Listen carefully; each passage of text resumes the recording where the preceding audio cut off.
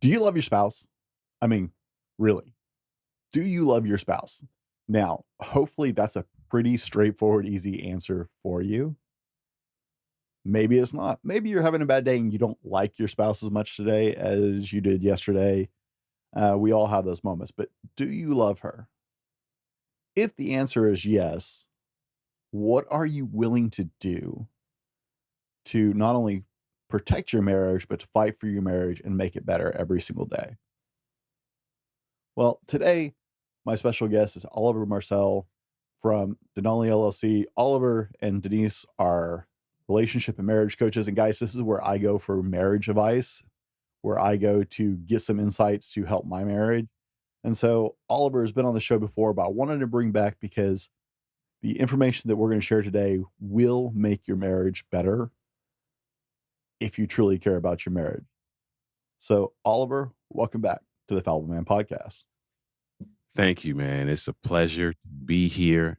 I always am excited to have a conversation. Like our conversations are always great. So I know this will be no different. Thank you for having me. I appreciate it.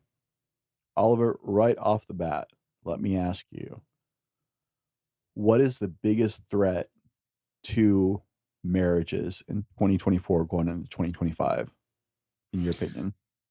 Wow. So that's a loaded question. I'm gonna give you an umbrella answer. So there are a few things that answer that question, but they all fall under the umbrella of one word, and that's selfishness. We are in an age where everybody's looking to figure out what's in it for them as opposed to how can they serve. And that manifests itself in many different things. That manifests itself in communication, that manifests itself in finances and how finances are dealt with, that manifests itself in the lack or inability to resolve conflict, which can sometimes lead to other things. But that, if I had to just wrap it in a bow, that bow would be that we don't want to serve. We want to be selfish. And that is destroying relationships. Guys, strap in for an episode that's going to make a major difference in your marriage. If you're open and hearing what we got to say, let's get into it. Here's the $1 million question. How do men like us reach our full potential, growing to the men we dream of becoming while taking care of our responsibilities, working, living, being good husbands, fathers, and still take care of ourselves? Well, that's the big question, and in this podcast, we'll help you with those answers and more. My name is Brent, and welcome to the Fallible Man Podcast. Welcome to the Fallible Man Podcast, where we dive into everything about being a better man, husband, and father. Big shout out to Fallible Nation, our longtime loyal listeners, and a big welcome to all of you who are joining us for the first time. Guys, you are in for a special treat if this is your first time, so thanks for giving us a chance. I know there's a lot fighting for your attention these days, and it means a lot from the bottom of my heart that you would hang out with us today. My name is Brent, and today my special guest is author, speaker, relationship and marriage coach, and my good friend, more importantly, Oliver Marcelle. Oliver, welcome back to the Fallible Man Podcast. Thank you, good sir. It's a pleasure to be here. Man, you already know, Brent, how I feel about you. So actually, you know what? Let me take that back. My wife just did a video saying we need to say the words. You can't be like, well, you know I love you, right? So let me say the words. Listen, Brent, you are my guy, 100%, man. I appreciate you. Love you. Great friend. Great conversation. Great encourager. Thank you for having me on the show. I appreciate it. Oliver, I was going through my playlist for this year of guests, and it's like, man, I just can't do a season without Oliver on. It just, guys, Oliver and I have known each other for several years now. Oliver's been on the show multiple times because Oliver has so much to give the world of men, both as a men's coach who works with men. He wrote a great book called The Man Laws. This is what I get for going off script. I don't have it in front of me. Give me the right title, because I know I just screwed that up. Overcoming the Man Laws. Overcoming the Man Laws. I actually have a copy of it back here on the bookshelf behind me, and I should have just grabbed it. And we're going to have a great show about building stronger marriages today that I promise will bless your life. Now, before we dive into the meat of today's show, guys, if you want to get to know Oliver better, there will be a separate video on my Get to Know Our Guest playlist on YouTube. Be sure and check that out. And don't forget to grab your companion download for the episode. There's no cost, no email required. You don't have to sign up for anything or give me anything. There's a link in the description that'll take you to my website, and there's an individual download to go with this episode to help it make it easier to apply what you learned today and what we covered today. Because I know a lot of you are listening on your phone and you can't take notes because you're on the car or whatever. So we have a download just for you. Like I said, no emails, no extras. Just go download it. It will give you high points and some actionable steps from today's show that will help you out in your marriage. Now, Oliver, I still like to start kind of light. So you ready for trivia? Let's do it. What country drinks the most amount of coffee per person annually? Is it Finland, Italy, Colombia, or the United States? All right. So I'm going to go with the United States. All right. Now, guys, you know the rules. Don't cheat. Don't fake it. Don't lie. Don't look it up. We'll come back to that later if anybody still cares at the end of the video. Oliver, today, in your own words, right now in this moment, who is Oliver Marcelle? Man, Oliver Marcelle is growing right in this moment. You said in this moment. In this moment, Oliver Marcelle is a guy who is in a season of his life where he's recognizing that showing up the same way everywhere is vitally important to who I am. And so if I were to unpack that a little bit, I'm growing in my faith. I'm growing in my consistency as it relates to me wanting to be a man of integrity, wanting to treat my wife a certain way, to create a certain atmosphere around my day-to-day life. And that's who I am at this moment. I can talk about being the author and being the speaker and being the coach and that kind of thing. But if I put all those things on the shelf for a second, in this moment, I'm that guy who is in a season of growth that is allowing me to develop the level of consistency that I think is necessary to be the type of man, husband that I should be. Yeah. Oliver, tell us what it is you do normally. What it is I do. So my day-to-day looks like coaching clients. So we work with married couples primarily. Every once in a while, I get the opportunity to maybe do a small corporate team as it relates to relationship building. Hopefully that will grow as time goes on. But we work primarily with married couples. I also work with men. So we're coaching in a number of different areas under the relationship building umbrella. I also speak for conferences and retreats and marriage seminars and things of that nature. And so that kind of is the bulk of what I do. There's some things I do on the side as it relates to social media content creation and things of that nature. But the biggest part of my plate centers around coaching and speaking. Oliver, what's something everyone needs to know about you before we dig into the show today?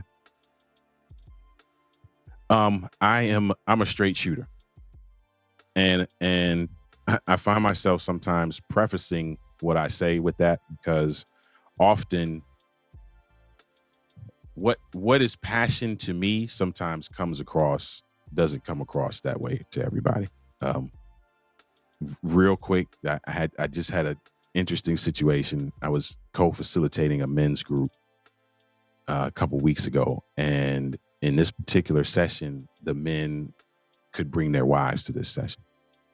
So there were ladies in the group, and we're talking about a real heavy topic around relationship building. And I said something, and it wasn't something reckless or mean or anything like that, but just the way, with the passion that it came out, there was a lady in the group that really took it the wrong way. And it unfortunately kind of shifted the tone of the rest of the session. So listen, I mean well. I want to see relationships thrive. And sometimes the passion of that can be misconstrued. So that's something you need to know about me. Fair enough. Gentlemen, today we're diving into building strong marriages. Oliver and Denise's shows and their counsel are where I go to get insights to nurture my marriage. I've learned so much from them over the years, and I promise this conversation is going to bless your marriage. We're going to roll our sponsor, and we'll be right back with more from Oliver Marcelle. Because of your overwhelming support, our $14.88 MyPillow has been one of the biggest sales in MyPillow history. I couldn't think of a better way to say thank you than to extend our wholesale pricing through Christmas. Get a classic standard MyPillow for only $14.88. Upgrade to a queen size, just $18.88. King size, only $1 more. Get my body pillows for only $29.88. And ready? Multi-use MyPillows, only $9.88. It's perfect time to stock up for Christmas gifts for everyone on your list. Go to MyPillow.com or call the number on your screen. Use your promo code to take advantage of our wholesale pricing, including my classic standard MyPillows, only $14.88. But that's not all. I'm so confident you're going to love our classic MyPillows that I'm going to extend my 60-day money-back guarantee until March 1st, 2025. Plus, orders over $75 ship absolutely free. Guys, welcome back. Hey, I sleep on a MyPillow. I sleep on MyPillow sheets. I sleep with a MyPillow body pillow. I have MyPillow towels, and my wife wears MyPillow slippers. I absolutely love this company, or I would not recommend them to you because I don't recommend things I don't use. We're proud to have Mike Lindell and MyPillow as sponsors of the show. You can go to mypillow.com and use code TFM. I know, super complicated and original, right? The fallible man. Yeah, code TFM for up to 80% off your orders and free shipping over $75 for our listeners. Thanks, Mike Lindell, for that. And we're going to go back to the show. Now, Oliver, we're seeing Gen Z and people shying away from committed relationships more and more. I just love to get your thoughts on that before we start diving further in today. Yeah, we're definitely seeing that. We're definitely seeing an age where individuals are feeling like marriage is antiquated. They're feeling like committed relationships are only necessary for some level of transactional benefit, right? And it's a tough mentality to combat because so much of what's happening in society supports that more than it supports covenant style relationship that we've been used to or have come up under in the past. And for me, you know, what I've decided to do, and I don't know necessarily this is the right way, but this is just me. My wife and I have just decided that, hey, we're going to do our best to be impactful with couples that we're blessed to serve and prayerfully impact them in a way that causes some ripple effect. Because looking at the big picture and trying to tackle, if you will, the big picture can be daunting. So if we can have a couple that builds a healthy, thriving relationship and they become the example to their circle, and maybe some thriving relationships come out of that, and all these little pockets that happen based on the involvement that we've been able to have, then I feel good about what's happening. But yeah, it's a tough mentality to deal with at this moment, because everything, a lot, I won't say everything, but a lot of what is taking place supports that ideology right now. Yeah, we've seen a lot of negative trends in the last couple of years with like the what's that MGTOW movement. I hate that nonsense. I see that on YouTube all the time. It's such a poisonous mindset to me.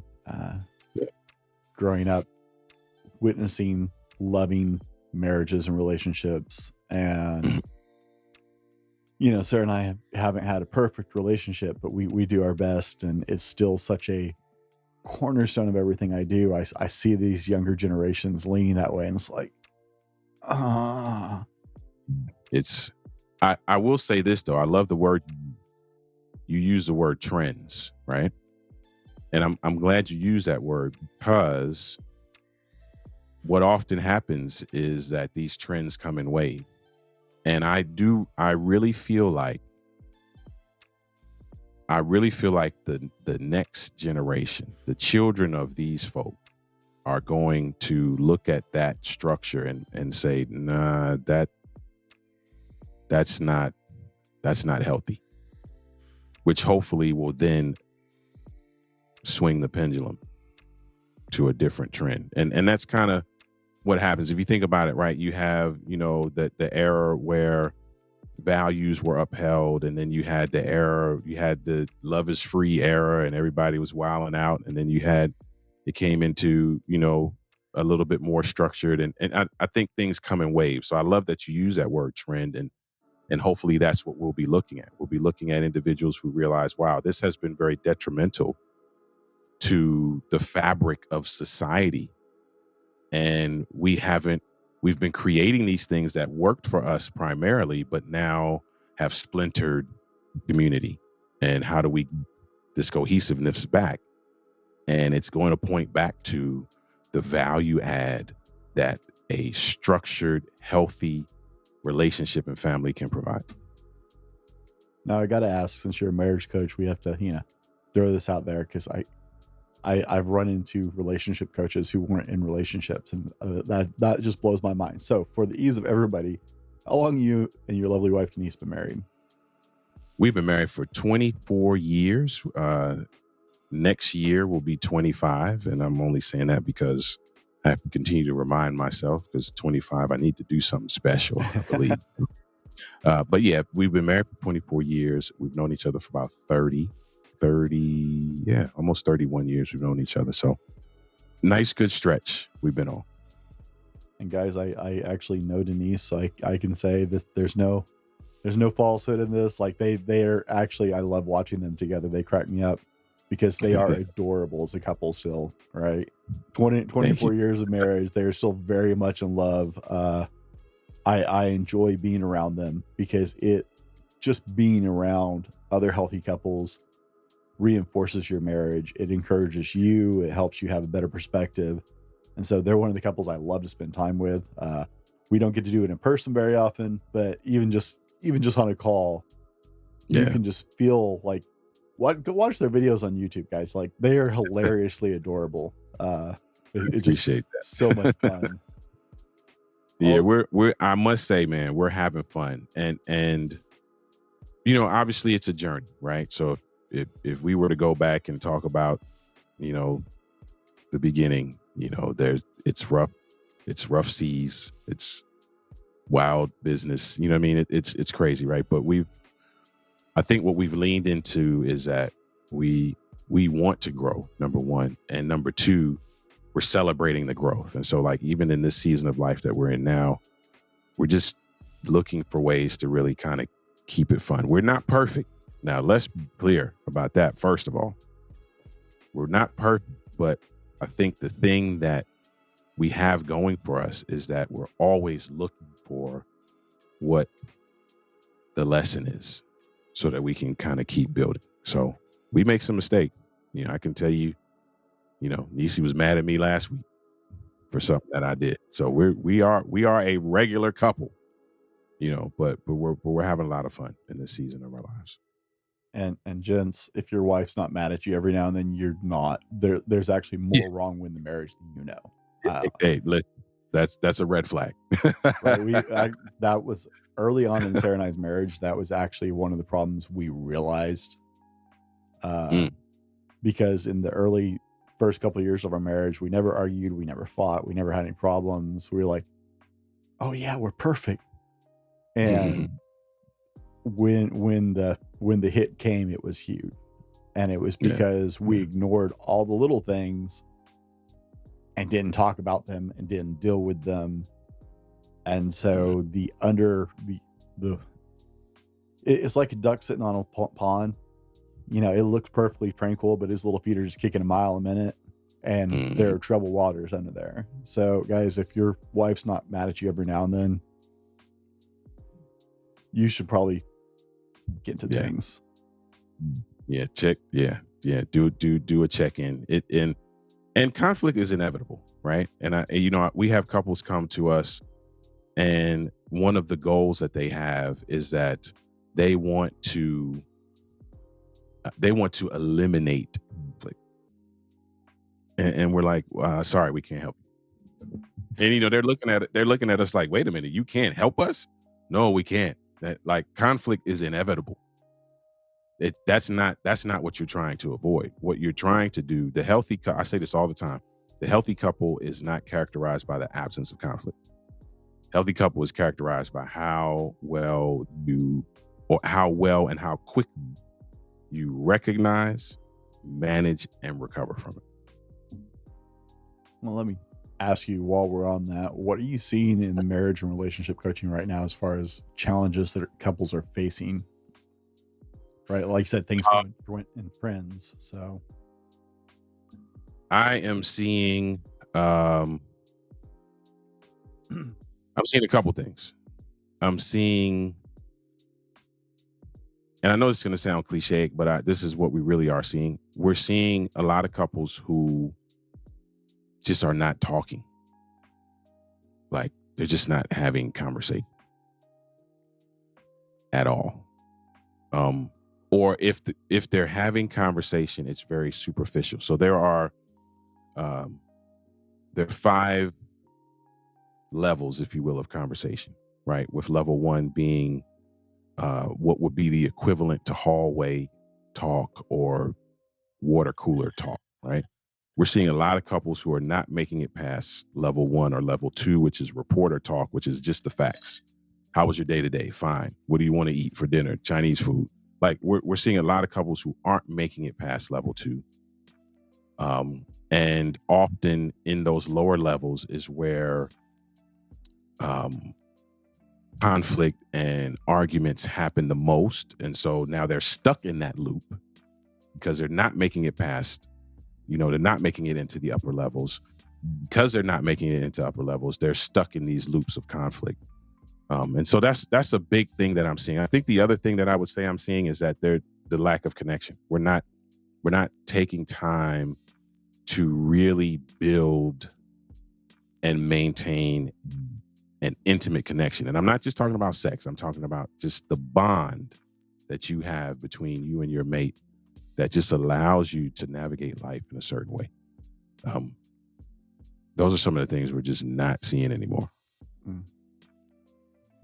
The connection bit is harder and harder these days, I feel like, because everybody's always in a rush.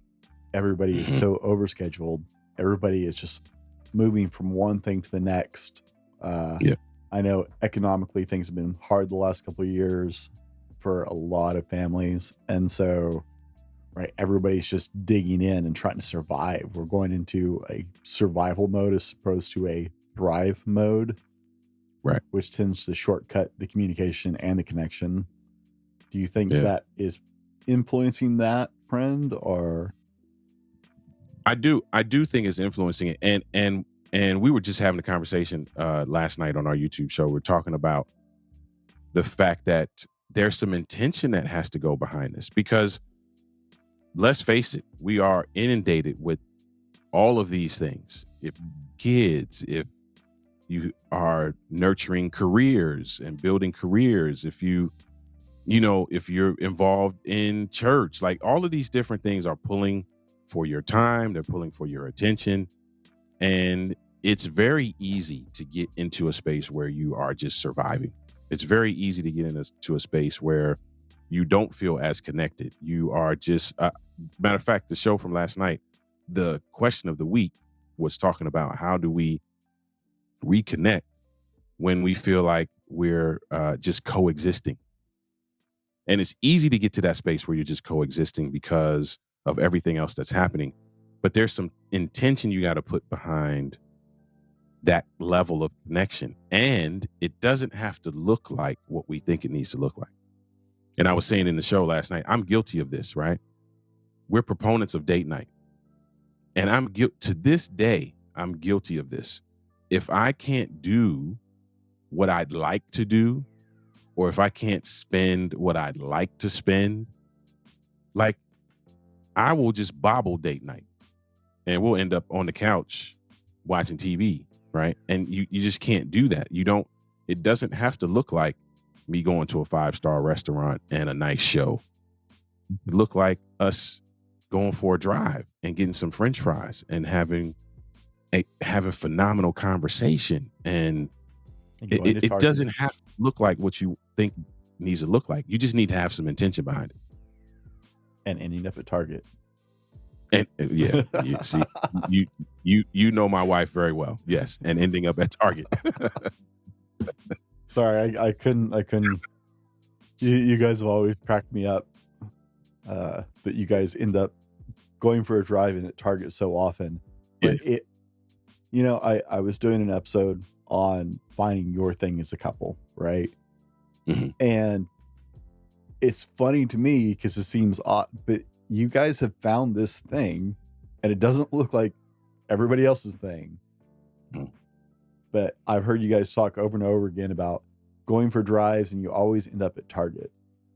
Yeah. After the drive, right? Mm-hmm. But you found this thing, and it doesn't look like what most people would think a great night is. Yeah. But it's your thing, and it works, and it builds your marriage. Yep. And that's the key. It works. You got to find what works. And you also, and that's why I tell people, it really doesn't have to look like anybody else to work. And it has to accomplish the goal. And the goal is that you're trying to build and maintain a bond. So whatever you're doing, if it is building and maintaining this bond that allows you to turn towards each other and allows you to grow together and causes you to just feel this pull that you just want to learn more about this person, and you want to be connected to this person, and you want to make sure that that the health of the relationship is strong enough to withstand all these other things. Whatever you're doing that contributes to that, that's your thing. And it doesn't have to look like Brent's thing. It doesn't have to look like my thing. It's got to look like your thing. Right? Sarah and I get coffee and go to the gun range, right? Doesn't look like everybody else's thing, but it's definitely our thing. Yeah. Everybody's got to find that. What is currently tripping up men the most in marriages right now, do you think?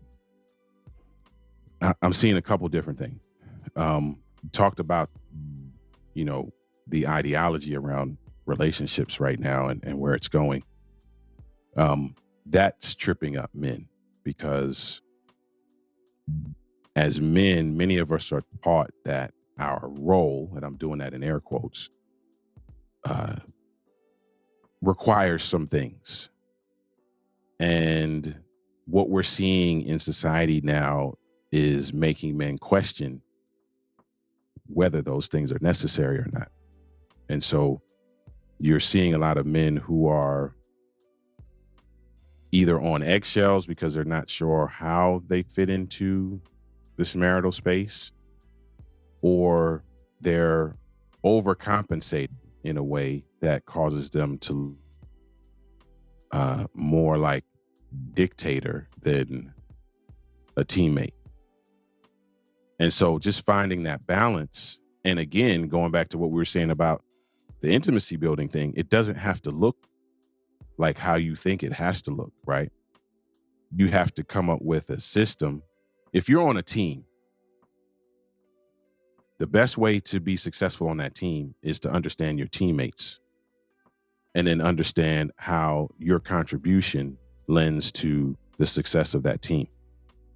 So if I come on a team with you and some other guys, and I come in with this ideology that, okay, I already know what I can do and I already know who I am, and y'all are just going to have to do what I say, we're not going to have the great team.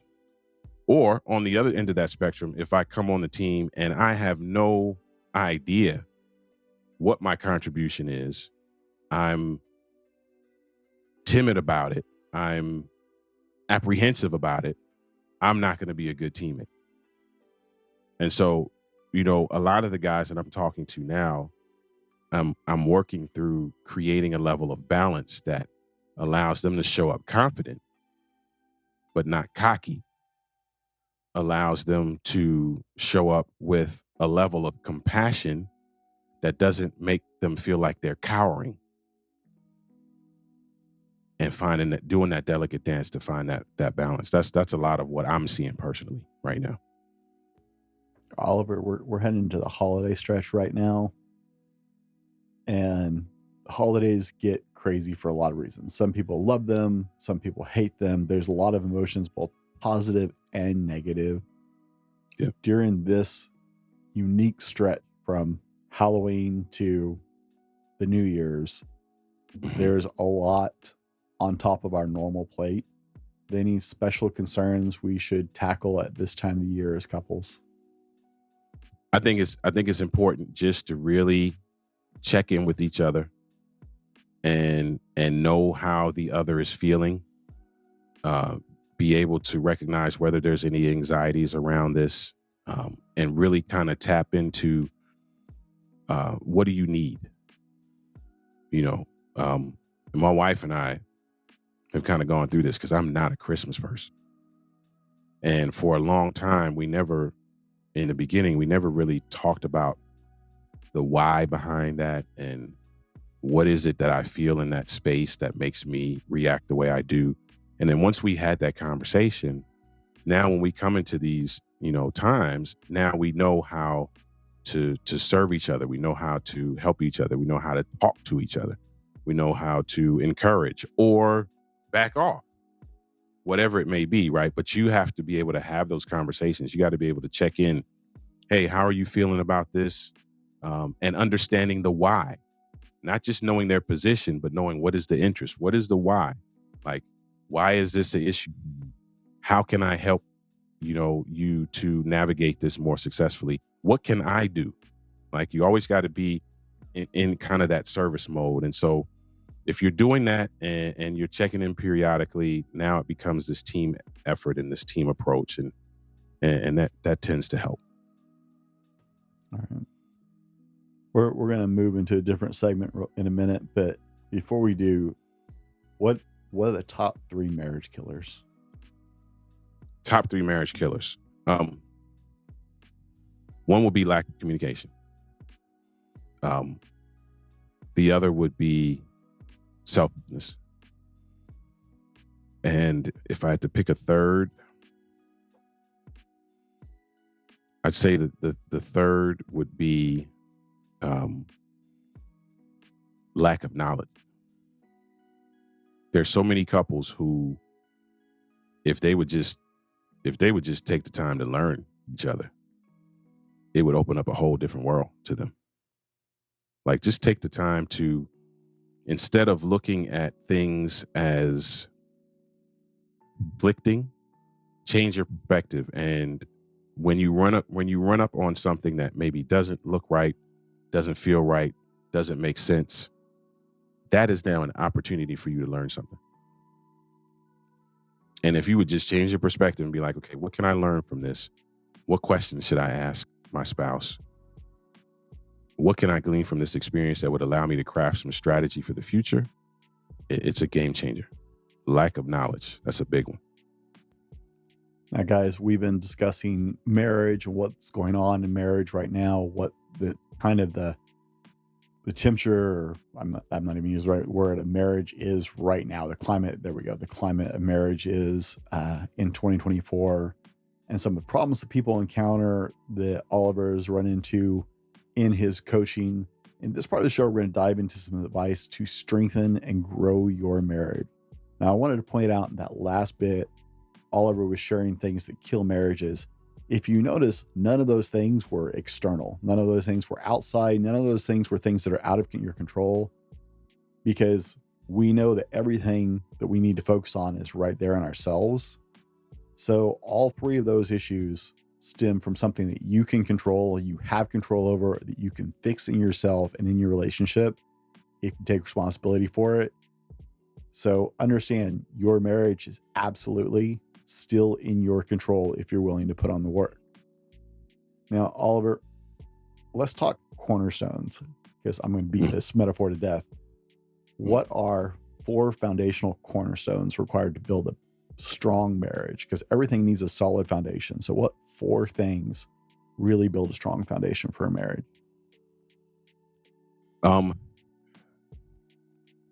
There's a few. So let's see, I'll pick 4. I would say one that is important is understanding who you are. And often we don't think about that, because when we think about building a healthy relationship, we're always thinking about, okay, what does the other person need to do? How does the relationship need to look? We're looking at some external factors, but I want you to look internal for a second. Who are you? Like, do you know how you like to be communicated to? Do you know how you receive love? Do you know what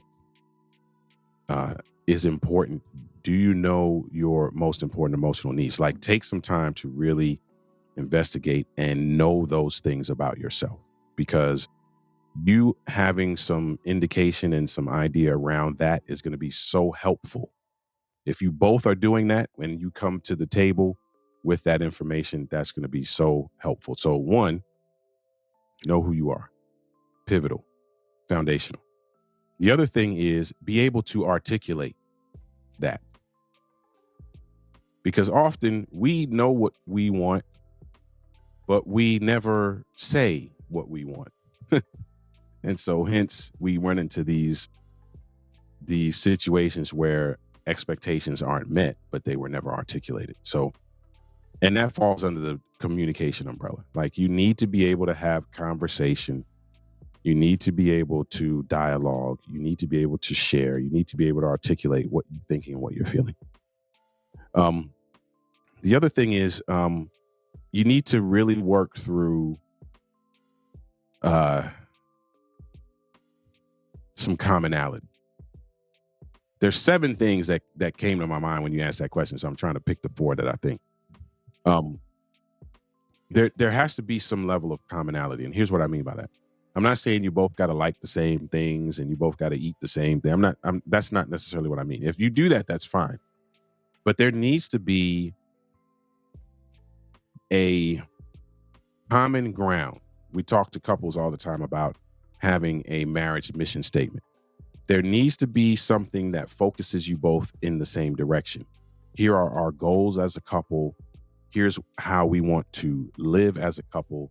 Here's what we want to be known for, so to speak.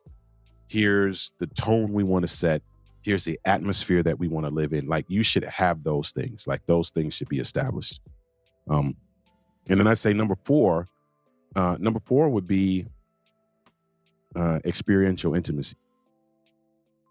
And that is the thing that's going to help you build your bond, because the bond is really what's going to carry you through all of this, right? So experiential intimacy allows you to build a bond through experiences. And those experiences can be as simple as cooking a meal together, or as elaborate as going to Dubai for a week, whatever, and everything in between, wherever you fall on that spectrum is good. But you need to be consistent in those experiences, because the consistency in those experiences helps to establish the bond that reinforces all of the other things that I just talked about. And guys, let me reiterate again, you have to find your things, because you can you can go to a show like this, you can look up and read books and get ideas of things to try and experience together. Right. No, going into that, it could be really fabulous, or it could be a complete disaster, which is actually almost just as much fun, if not more, to bond over sometimes. Right? A bad date that's just like horribly bad, everything goes south, can actually be more bonding and entertaining than a really great date. But understand that just because you read it in a book or someone had suggested, hey, this is a great idea. Like I said, my wife, coffee and the gun range, that's a great day for us. Yeah. May not be your thing. You mentioned cooking together. I'm a huge advocate. I love to cook. My wife and I in the kitchen together is not usually a bonding experience, because she's not a cook. And I feel like I'm tripping over her, and then I just get frustrated. So You know, it sounds really romantic. It looks really romantic in the movies. For some people, it might be. For other people, it could Right. be a complete disaster. Like in my marriage, our marriage stays healthier if we stay out of the kitchen together. Which it makes me sad because I love to cook. But right, find those things when he talks about that experiential intimacy. Yeah. And that's a doesn't good mean point. the bed. Yeah. That's a good point too, because that speaks to what first thing that I said. Like, you got to know yourself, right? You got to take time to and knowing that, hey, that's not my thing. That's not how I receive love. That's not how I want to be communicated to. Whatever those things are, and that can help when it's time to really identify what your thing is, because now you know more, and you can lend more information to crafting whatever that level of strategy is. So let's move on to the walls of our foundation, right? We have the foundation. What are some things we can do to build some protective walls around our marriage heading into 2025? Man, you have to be willing to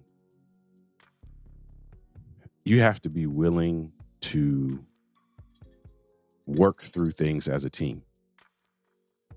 Have to be willing to work through things as a team. So if you're building, I love the building analogy, right? Talked about walls. So I use a lot of home analogies, right? So you build the foundation, you're starting to put up the walls, you have to insulate those walls. There's some coverings that go on those walls. There's some different things that happen throughout that process, right? So as you're putting those things together and you're having conversations about what the needs are, and you're identifying the needs, and you're identifying why the need is important and how it benefits the marital team and what each can do to contribute to that, you now have to start putting those things in place in a very consistent way. Because what that does is help to build trust. And that trust is a very protective layer around your relationship. If you trust your spouse and you know that your spouse has your best interests at heart because of the conversations that you've had, because of the things you've put in place, because of the consistency that's taking place, you're going to build a level of trust that can be that protective layer. As that trust grows, now you're adding on to that a layer of growth. So as that trust grows, now it's about, okay, how do we pull the lessons from the things that we're going through? How do we apply the lessons from the things that we're going through? How do we solve or resolve any things that are happening based on what we're going through? And you're willing to do that as a team now because you've established that level of trust through the consistency that you have been building up in terms of building those walls around. So hopefully that makes sense. I'm trying to keep it within the analogy. Well, that's because I decided I was going to beat this analogy to death today, because you're going to love this next one. Right. So now we got to put a roof on, keep out the outside barrage of weather, snow. I live in a cold area. I don't know how it is out in Baltimore, but it's dropping, below freezing at night. We got some nice icy rain this morning. It was nice and cold and wet. So what kind of daily maintenance things should we be doing to keep our marriage healthy and protect us from the outside world? So there's a phrase that I say often, right? And I'm not saying this is the entire roof, but I'm going to say it because it's kind of comical and it'll help me answer the question. I say this often. I say sex is like the roof of the house. And often we try to make that the foundation. I've never seen anybody build a house from the roof down, right? So if I go through the 7 things, it'll kind of answer this question. So there has to be some level of, as we're building, there has to be some level of faith. Now, faith could be one of 2 things. I'm trying to get over this cold. Faith could be one of 2 things. Faith could be faith as in the faith-based religious context. Faith could also be this level of commonality that you experience between the two of you. That's foundational, right? Then you got to know how to communicate. Learning how to communicate then helps you to resolve conflict. on the heels of resolving conflict is forgiveness. You got to know how to forgive, resolve. Once you know how to forgive and you're comfortable with forgiveness and that's a part of your routine, start building trust like we talked about. You're building trust. You are developing this relationship with this person. You want to spend time with them. So the leisure activity comes into place, and that everything falls under that umbrella. The intimacy building, the experiential intimacy, all of that falls under that umbrella. Then all of those things now culminate in just a wonderful physical intimacy, sexual intimacy experience. So to answer your question, roof of the house, you need the roof. If you think of the roof as a covering, right? The roof of the house is the covering. The roof of the house is the thing that keeps you from getting rained on. It's raining. It's raining a little bit earlier today. And if there was no roof, I'd be doing this in the rain, right? So it protects you from the elements. It also allows you to keep the stuff that's inside protected as well, right? So what does that protection look like you and your family?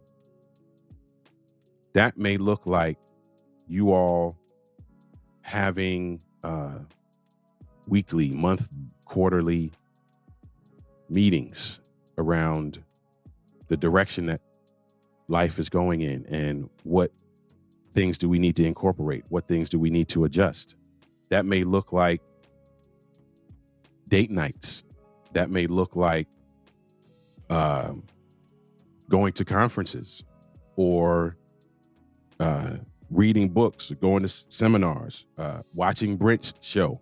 Like, what are you doing now that creates that covering over everything that you're putting together so that external elements can't come in and wreak havoc?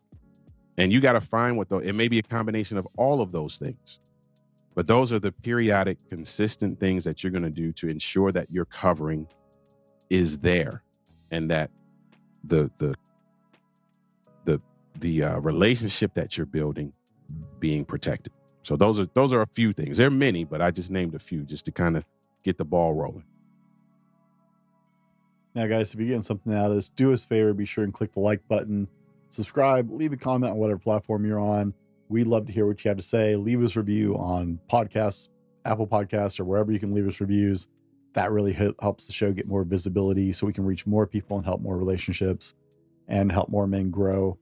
I know I'm getting a lot out of this, but I always do. That's why I don't subscribe to a lot of YouTube channels. I subscribe to Oliver's YouTube channel. That's part of my regular check-in for that maintenance. Is I keep learning. My wife and I actively try to do some kind of marriage class, whether it's a retreat or a class series through our church or something, every year to help maintain our relationship. But on a more daily, weekly kind of basis, one of the things I do is I actually watch a lot of your videos. So love what you're doing there, by the way. Thank you. What are 3 things that our listeners today, right? When they finish this podcast, what are 3 things they should do right now, right? Go home. I know some of you are probably at work listening to this. When you go home today, what are 3 things right now today that they can do to nurture their relationship when they get home? First thing, real simple. Let your spouse know how you feel about them. We often go through so many days, so many weeks, sometimes months without actually going to our spouse and say, man, you know what? I really appreciate you for, and you fill in the blank. I really love you because, and fill in the blank. Man, I was thinking about you today and you mean so much to me. Thank you for all that you have done. Thank you for sticking by me. Thank you for whatever it is. That's number one. Just go home. Yeah. Let me interrupt real quick. Guys, not the obligatory love you, baby. Yeah, right. Exactly. It's not just so you can get it out of the way. I mean, this is heartfelt. This is gratitude. This is affirmation. This is verbal reinforcement. Let them know what they mean to you. Let them know that you're grateful to have them on team. Let them know that you love them, you care for them. Let them know, hey, listen, if you need to be honest and say, hey, listen, maybe I haven't been as supportive as I probably could have been. And I want to know how I can support you because this is how I feel about you. And I want you to know that. So that's the first thing. Say something. Say something. Excuse me. The second thing would be carve out some intentional time.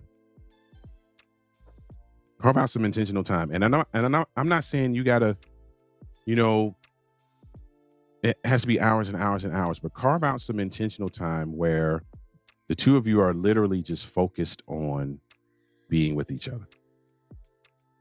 And that could be anything. I'm not gonna limit that to anything. I mean, that could be maybe you haven't sat down on the couch together and watched a sitcom in the last 6 months. Take out the 30 minutes and do that. Or you haven't sat out on the back porch and watched the sunset in eons. Take 15 minutes and do that. Or you haven't walked around the block in 6 months. Do that. Or you haven't taken, whatever it is, right? Carve out some intentional time where it's not an afterthought, or it's not, let me squeeze this in. No, this is, hey, listen, babe, what are you doing at 2:30? You got 30 minutes? Okay, so from 2:30 to 3, here's what we're doing. Here's what we're doing. Here's where we're going. Here's what we're going to talk about. Carve out some intentional time. You'll be surprised just how that little bit of time, the endorphins, the atmosphere, how it will be impacted just by taking that little bit of time. That's number 2.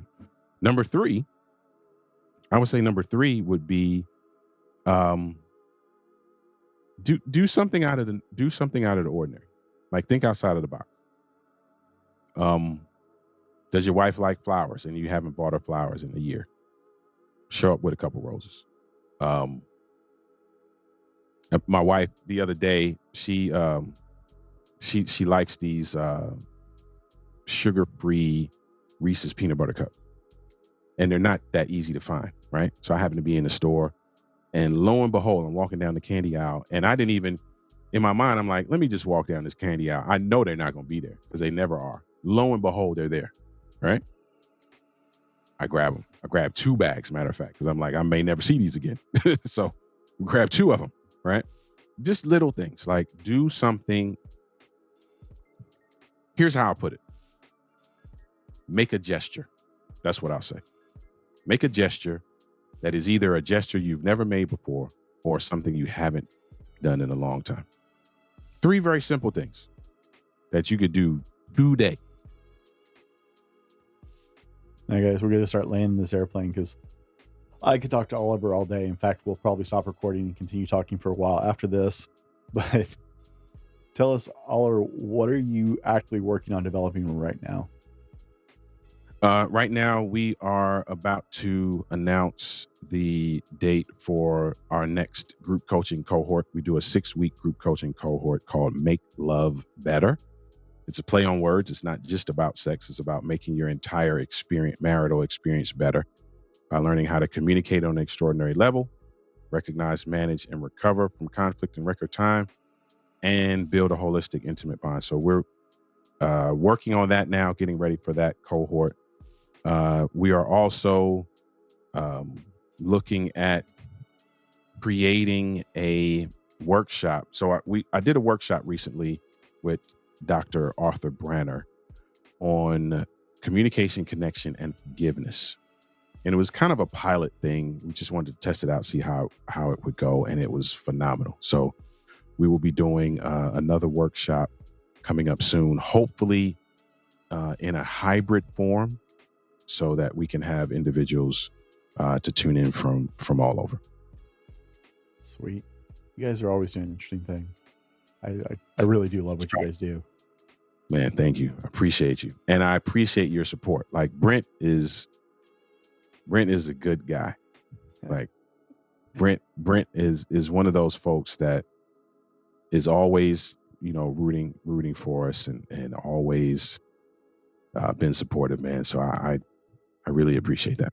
Hey, you're the only merchandise I wear besides mine, because I'm looking at your shirt and I love the shirt. I got the shirt. So That's right. You do. Yeah. yours And is I the only appreciate that. merchandise I wear besides mine. So Yeah. And that means a lot. That means a great deal, man. where's the best place for people to find you? Best place, well, if you're a social media person, the handle is at Denali LLC everywhere. That's everywhere on social media, pretty much. If you're an email person, you can email admin, ADMIN, at denali.org, which is also the website, denali.org. So those are a couple options that you have to connect with us. Now, I know all of you who are tuned in still with us really give a crap about coffee drinks, who drinks the most coffee per person, whether it was Finland, Italy, Colombia, or the United States. And you said the United States, and honestly, that's what I would have thought, because I've been up since 4. I've had an energy drink. I've been drinking coffee this entire time while we've been on. But Finland actually has the record. Apparently, Finland. Okay. Finnish people like their coffee even more than we do, which just blows my mind. I live in Washington, and like coffee is a life here. Right. I don't know how it is in Baltimore, but I mean, I live in a small town in Eastern Washington, less than 10,000 people easily, and we still have, I think we're up to 5 or 6 coffee stands and 2 coffee shops. Wow. Right. Yeah, see, This is a small community, guys. I don't even live in like the Western Seattle proper area where you can throw a rock and hit a coffee shop, and we still have more coffee shops than we really have people for. But yeah, and that's why I thought the U.S., because I'm thinking just in my small neighborhood too, like, you know, in the Randallstown area, there's coffee shops everywhere. Like you have multiple opportunities to get coffee. If you don't like how one store does, you just go to a different one. I mean, it's crazy. But yes, apparently the Finns love their coffee more than we do. So hats off to Finland. I may have something to learn from them. I may have to go. Yeah, I'm gonna have to take a trip.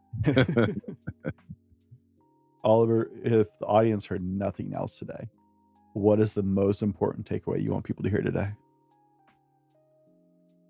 Excuse me. Be intentional about your relationship. Be intentional about your relationship. Actually want to thrive, because that's like half the battle. Waking up in the morning and saying to yourself, man, I want our relationship to thrive. What do I need to do in order to achieve that? Guys, for myself and Oliver, thanks for hanging out with us today. Be intentional about your marriage if you want to make it better, and be better tomorrow because of what you do today. We'll see you soon. This has been the Fallible Man Podcast, your home for everything man, husband, and father. Be sure to subscribe so you don't miss a show. Head over to www.thefallibleman.com for more content and get your own Fallible Man gear.